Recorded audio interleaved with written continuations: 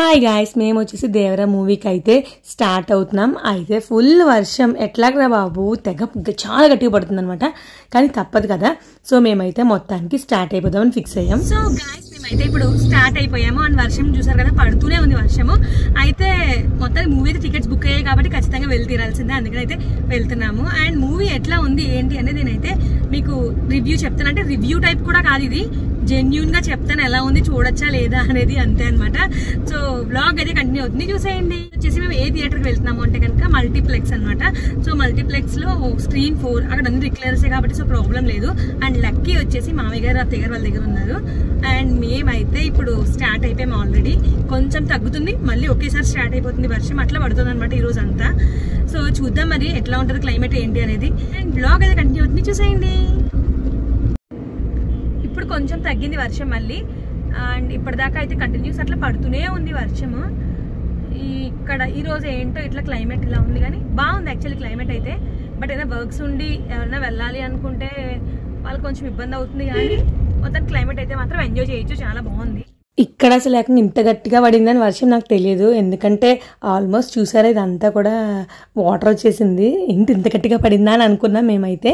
అయితే ఇప్పుడు లోపలికి వెళ్ళిపోతాం. పార్కింగ్ చేసుకున్నాక అక్కడి నుంచి అయితే మాది స్క్రీన్ 4 కాబట్టి కిందనే అనమాట, సో ప్రాబ్లం లేదు. అండ్ ఇంకా టైం కూడా చాలానే ఉంది. మేము ఒక 10 minutes ముందే స్టార్ట్ అయ్యాము, ఎందుకంటే యాక్చువల్లీ వర్షం పడుతుంది కదా, సో ఎట్లా ఉంటుంది ఏంటో తెలియదు కాబట్టి కొంచెం తొందరగానే బయలుదేరామన్నమాట. ఆల్రెడీ మార్నింగ్ షో అయిపోయింది. అయితే కొంతమంది బయటకు వస్తున్నారు. నేను అంటే వచ్చిన వాళ్ళని అడిగాను అనమాట, ఎట్లా ఉంది మూవీ అంటే పర్లేదు అని ఒక 2-3 కూడా అలాగే చెప్పారు, పర్లేదు అని. అంటే నేను ఏం డిసప్పాయింట్ అవ్వట్లేదు, ఎందుకంటే అట్లీస్ట్ మూవీ చూసాక కదా మనకు తెలుస్తుంది, కొంతమంది బాగుంటుంది కొంతమందికి బాగుండదు. సో ఎట్లా ఉంటుంది ఏంటి అనేది పూర్తి రివ్యూ నేను చూసి వచ్చాక అప్పుడు నేనైతే మీతో షేర్ చేస్తాను ఎట్లా ఉంది ఏంటి అనేది.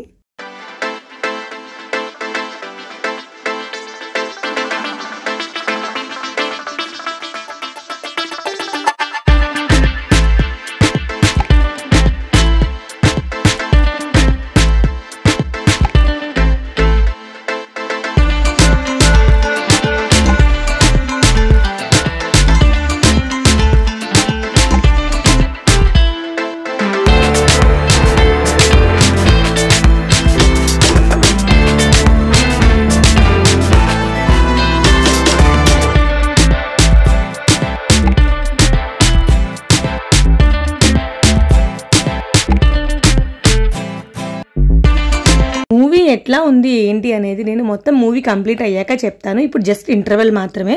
సో ఫస్ట్ హాఫ్ అంతా కూడా బాగుంది, నచ్చింది అనమాట. సో నెక్స్ట్ ఎలా ఉంటుంది ఏంటి అనేది కూడా చెప్తాను. సో గైస్, మూవీ అయితే అయిపోయింది. అండ్ మూవీ ఎట్లా ఉంది ఏంటి అనేది ఇప్పుడు నేను చెప్తాను. యాక్చువల్లీ స్టార్టింగ్ అంతా కూడా ఫస్ట్ హాఫ్ బాగుంది, సెకండ్ హాఫ్ కూడా బోర్ అయితే నాకేమనిపించలే. ఎస్ బాగుంది, కానీ నాకు లాస్ట్లో అంటే మూవీ చూసిన తర్వాత లాస్ట్లో కొన్ని సీన్స్ చూసినప్పటికీ బాహుబలి గుర్తొచ్చింది అనమాట. అండ్ ఎందుకో నాకు అట్లా అనిపించింది, ఎందుకంటే ఇది కూడా part 1 part 2 కూడా ఉంది కదా.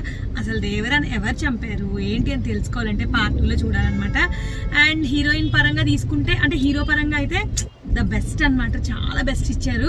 సో ఎన్టీఆర్ గారి యాక్టింగ్ కోసం మనం ఏం చెప్పుకోకర్లేదు, ఎందుకంటే ప్రతి సినిమాలోనూ కూడా ఆయన యాక్టింగ్ మనం చూస్తూనే ఉంటాము. సో చాలా అంటే చాలా బాగుంది, యాక్షన్ మూవీకి తగ్గట్టుగా ఉందన్నమాట. హీరో పాత్ర సూపర్ అనమాట ఇంకా.